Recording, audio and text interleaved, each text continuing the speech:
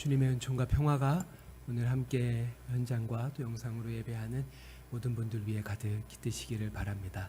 우리 좌우에 가까운 성도들에게 함께 예배함이 기쁨입니다. 이렇게 한번 축복하며 인사했으면 좋겠습니다. 함께 예배함이 기쁨입니다. 네, 요즘에 그 복날 이어서 지난주에 초중복이어서 우리 치킨 사장님이 무척 바쁘실 텐데 오늘 예배 함께 해주셨습니다. 우리 강동희 형제 오랜만에 예배 나왔는데 우리 박수로 한번 환영하겠습니다.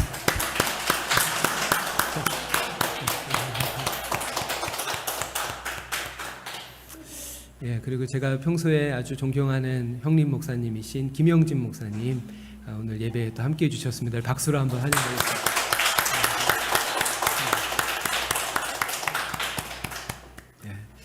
김영진 목사님께서는 수유리에 있는 하늘평화교회 담임 목사님이십니다. 하늘평화교회는 그 의사들로 이루어져 있는 교회입니다. 의사들이 한 건물을 함께 지어서 거기에서 공동생활을 하면서 공동체 교회로 이렇게 생활하고 계시고요. 또 저와 함께 기독교 환경운동연대 이사로도 활동하시면서 기후위기 시대의 교회의 역할에 대해서 고민하시고 실천하시는 귀한 목사님이신데 오늘 또 이렇게 자리해 주셔서 진심으로 감사드립니다. 이제 다가오는 주간이면 대부분의 초중고교가 방학에 들어가면서 본격적인 휴가철이 시작이 됩니다. 우리 엄마들의 고생이 커질 텐데요. 우리 아빠들이 옆에서 힘써 도우면서 엄마들이 지치지 않도록 했으면 좋겠습니다. 데이비드 화이트는 휴식은 방만함이 아니며 잘 쉴 때 참된 자아와 가장 가까워진다고 말합니다. 모처럼 가족과 친구 또 홀로 보내게 될 여름 휴가가 안전하고 즐거우시길, 무엇보다 분주한 일상 속에 잊고 있던 본연의 감각을 되찾는 시간이 되시기를 바랍니다. 오늘도 마태복음 19장 16절부터 30절까지를 본문으로 해서 생명에 들어가려면 이라는 제목으로 말씀을 잠시 나누도록 하겠습니다. 오늘 이 본문의 이야기는 여러분 잘 아시는 유명한 이야기입니다. 마태복음뿐 아니라 마가복음 그리고 누가복음에까지 기록되어져 있습니다. 그렇게 세 본문을 종합해 보면 주님과 대화를 나누고 있는 이 한 사람에 대한 여러 가지 정보를 얻을 수 있습니다. 특히 마태, 마가, 누가 모두가 이 사람이 부자라고 언급하고 있고 더군다나 누가는 이 사람을 큰 부자라고까지 지칭하고 있습니다. 이에 더해서 오늘 본문 20절과 22절에서는 이 사람을 청년이라고 부르기 때문에 많은 사람들은 오늘 본문의 이야기를 부자 청년 이야기라고 이렇게 명명하고 있습니다. KB금융에서 2025년에 발표한 한국 부자 보고서를 보면 부동산을 제외한 금융 자산만 10억 원 이상인 사람을 부자로 정의하고 있습니다. 이것이 2025년 자료이고 그 이후에 한국 주식시장이 크게 상승했기 때문에 아마 지금은 보고서에서 말하고 있는 한국의 부자 47만 6천 명보다는 훨씬 더 많아졌을 거라고 생각을 하는데요. 특히 이들의 한국의 부자 전체 인구의 0.93%인 이 부자들의 평균 연령은 55세라고 합니다. 오늘 본문의 주인공은 그냥 부자가 아니라 큰 부자인데다가 성경은 그를 청년이라고 말합니다. 큰 부자의 젊은 데다가 누가복음에 보면 아르콘, 방백이라고 부릅니다. 지역의 우두머리였다라고까지 말하니까 모든 것을 다 가진 요즘 말로 모두가 우러러보는 선망의 대상이 바로 이 부자 청년입니다. 일반적으로 청년이 큰 돈과 높은 권력까지 갖췄다면 그의 삶이 어떠하겠습니까? 아마도 대부분은 더 큰 야망을 품고 욕망과 쾌락을 향해서 앞만 내다보며 내달리기 십상일 것입니다. 하지만 이 사람은 조금 달랐습니다. 그는 도리어 예수를 만나기 위해 예수 앞에 다름박질합니다. 그리고 그분 앞에 주저함 없이 무릎을 꿇고 선하신 선생님이라는 극존칭을 사용해 가면서까지 주님께 영적인 지혜를 구합니다. 그렇게 보았을 때 지금 이 부자 청년의 질문은 모든 것을 다 가진 자가 영생까지도 얻으려는 소위 영적 허영에서 비롯된 것으로는 보이지 않습니다. 만약 그랬다면 주님이 이 청년을 다음과 같이 대하시진 않았을 것입니다. 마가복음 10장 21절인데요. 예수께서 그를 보시고 사랑하사 이르시되. 그렇게 오늘의 말씀은 부자 청년의 탐욕과 욕망을 꾸짖고 책망하는 말씀이 아니라 애정이 가득 담긴 사랑의 호소입니다. 주님은 모든 사람을 사랑하십니다. 가난한 자, 병든 자, 장애를 가진 자, 여자와 아이, 그리고 노예와 같은 그 시대의 약자들만 사랑하실 뿐 아니라 오늘 본문에 등장하는 것과 같이 젊고 부유하며 힘과 권세를 가진 이들도 차별 없이 사랑하십니다. 그럼에도 불구하고 주님이 사랑하시는 부자가 천국에 가기 어려운 것은 주님이 물질의 소유에 대한 금욕적인 선입견을 가지고 부자를 낮춰보시기 때문이 아니라 도리어 부자 그 자신의 탐욕과 근심으로 인해서 주님을 따르는 것이 어렵기 때문일 것입니다. 그렇게 오늘의 본문은 주님과 부자 청년과의 세 차례에 걸친 문답과 이어서 제자들과의 동수의 문답으로 끝마쳐지는데요. 먼저 부자 청년과의 대화입니다. 이 사람이 주님께 묻습니다. 내가 무슨 선한 일을 하여야 영생을 얻을 수 있습니까? 그러자 주님은 선한 분은 한 분뿐이니 생명에 들어가려면 계명을 지키십시오 라고 답하십니다. 그러자 이 청년은 어느 계명 말입니까? 라고 대묻죠. 이에 주님은 살인하지 말라, 간음하지 말라, 도둑질하지 말라, 거짓 증언하지 말라, 부모를 공경하라, 그리고 내 이웃을 내 자신과 같이 사랑하라는 계명입니다 라고 말씀하십니다. 그러자 부자 청년은 곧바로 그런 것은 어려서부터 다 지켜왔습니다. 근데 무엇이 더 부족하다는 말씀입니까? 라고 되묻습니다. 이에 주님이 마지막으로 말씀하십니다. 21절의 말씀인데요. 예수께서 이르시되 내가 운전하고자 할진대 가서 내 소유를 팔아 가난한 자들에게 주라. 그리하면 하늘에서 보화가 내게 있으리라. 그리고 와서 나를 따르라 하시니. 아멘. 이 주님의 간곡한 부르심에 부자 청년은 어떻게 응답했을까요? 22절인데요. 우리 200주년 기념 성경으로 같이 한번 읽어보겠습니다. 시작. 그러나 젊은이는 이 말씀을 듣고 근심하면서 물러갔다. 재산이 많았기 때문이다. 아멘. 뭔가 개운치 않은 씁쓸한 마무리입니다. 그렇게 나를 따르라는 주님의 부르심을 뒤로하고 돌아가는 청년의 뒷모습에 제자들은 할 말을 잃었고 주님과 제자 사이에 무거운 정적이 흐릅니다. 얼마의 시간이 흐른 뒤 주님이 그 침묵을 깨시면서 이렇게 말씀하십니다. 23절 24절인데요. 예수께서 제자들에게 이르시되 내가 진실로 너희에게 이르노니 부자는 천국에 들어가기가 어려우니라. 다시 너희에게 말하노니 낙타가 바늘기로 들어가는 것이 부자가 하나님 나라에 들어가는 것보다 쉬우니라. 아멘. 성경에서 가장 유명한 구절 중에 하나가 아닐까 싶습니다. 부자가 천국에 가는 것은 어렵다. 다시 말한다. 오해할까 봐요. 그 어렵다라는 말을 제자들이 오해할까 봐. 얼마나 어렵냐면 낙타가 바늘길을 지나는 것보다 어렵다.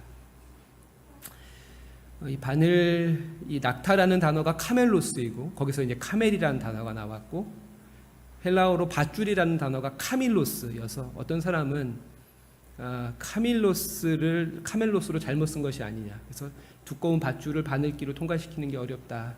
조금 그 어려움을 이렇게 감쇄시키기 위해서 그런 식으로 해석하는 분들도 있지만 바늘귀를 밧줄로 통과시키는 것도 어렵죠. 요즘에 제가 나이가 들어서 바늘귀를 꿰는 게 그게 힘들더라고요. 한참을 깹니다. 그래서 아내한테 해달라고 하면 아내도 또 그거를 가지고 못 껴서 한참을 하는데요. 이만한 밧줄을 바늘귀로 통과시킬 수 없죠. 주님이 제자들에게 오해하지 말라는 겁니다. 정말 어렵다. 불가능에 가깝다. 라고 말씀하시는 것이죠. 세상에는 두 종류의 사람만 있다고 합니다. 하나는 부자이고 다른 하나는 부자가 되고 싶은 사람이 그것입니다. 그러하기에 이 이야기 앞에 우리는 당혹감을 감출 수 없습니다. 이 부자 청년의 뒷모습을 바라보시며 부자가 천국에 가기 어렵다 하신 이 말씀은 부자에게 또 부자가 되고 싶은 이들에게 천국의 빗장을 단단히 걸어 잠그는 심판의 말씀인 것일까요? 결론적으로는 그렇지 않다고 생각이 됩니다. 성경을 이해할 때 가장 중요한 점이 본문의 의미를 맥락 가운데서 살피는 것입니다.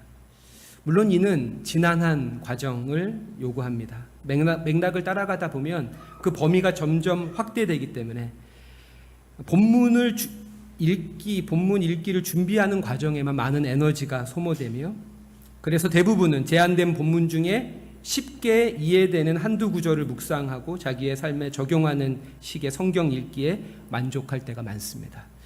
하지만 이는 수박 겉핥기와 같습니다.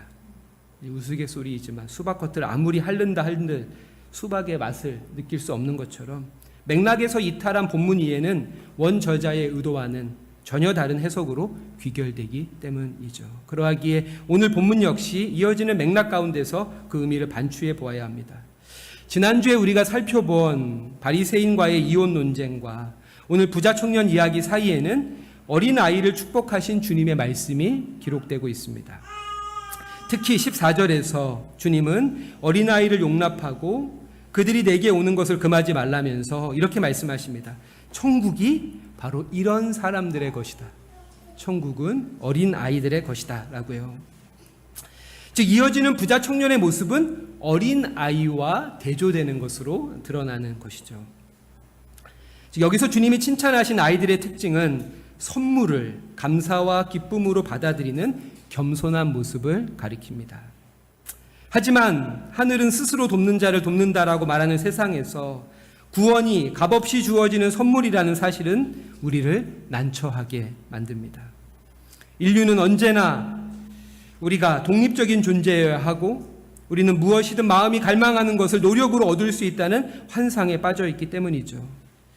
선하신 선생님, 내가 무슨 선한 일을 하여야 영생을 얻을 수 있습니까? 라는 부자 청년의 질문처럼 우리가 은혜로만 구원을 받을 수 있다는 사실을 인정하며 어린아이처럼 주님께 그저 빈손을 내미는 것은 결코 쉬운 일이 아닙니다. 그러하기에 어린아이는 천국을 선물로 받아들였지만 부자 청년은 뒤돌아서 떠나갔던 것이죠. 이처럼 영생은 죄인인 인간의 노력으로는 획득할 수 없는 것이며 도리어 선하고 인자하신 하나님으로부터 거저 값없이 선물로 주어지는 것입니다. 그래서 폴 틸리히는 말합니다. 당신이 받아들여졌음을 받아들이라. 역시 비슷한 시대를 살았던 독일의 신학자 칼 바르트 역시 예가 그리스도인의 삶의 전부다라고 말했습니다. 우리 21절 말씀을 같이 한번 읽어볼까요? 21절인데요. 시작. 예수께서 이르시되 내가 운전하고자 할진대 가서 내 소유를 팔아 가난한 자들에게 주라. 그리하면 하늘에서 보화가 내게 있으리라.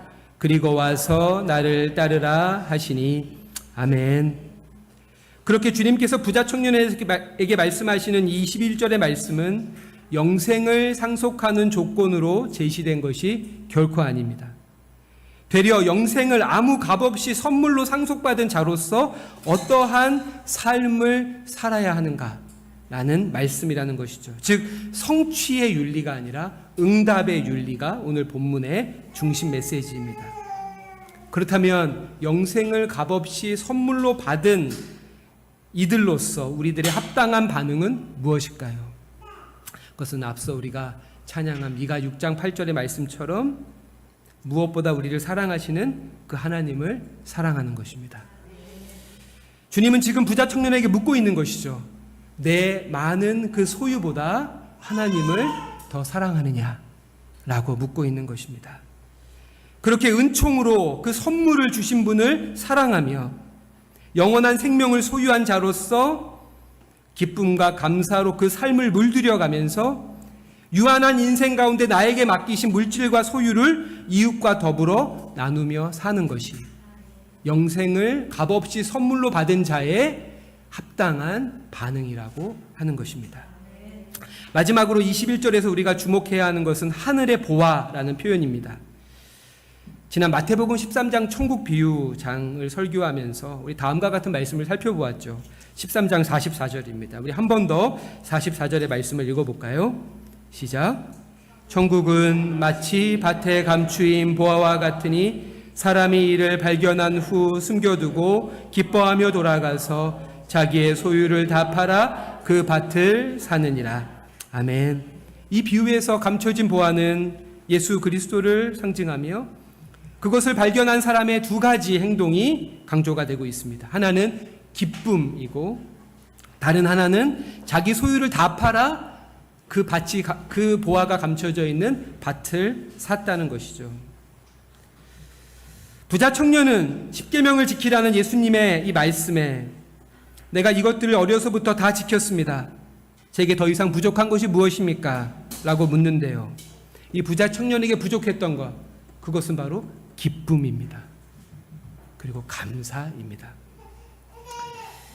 여기서 이 기뻐하며로 번역된 헬라어가 카라라고 하는 단어인데요. 이 카라를 헬라어 사전으로 찾아보면 그냥 기쁨이 아니고 은은한 기쁨입니다. 또 행복이란 뜻도 있는데요. 조용한 행복입니다. 조용한 행복. 최근에 많이 팔린 책 중에 어른의 행복은 조용하다라는 책 제목이 있습니다. 그와 마찬가지로 저는 그리스도인의 행복은 은은하고 조용하다고 생각합니다. 그리고 감춰진 보화를 발견한 이 사람은 기뻐할 뿐 아니라 자기 소유를 다 팔아 그 밭을 샀습니다.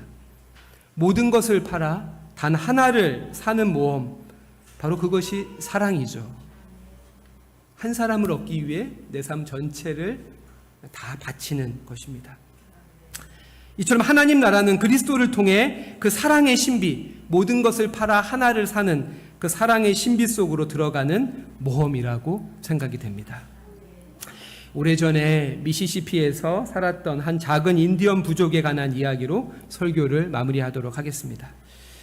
이 부족은 유속이 빠른 강 근처에 살았습니다.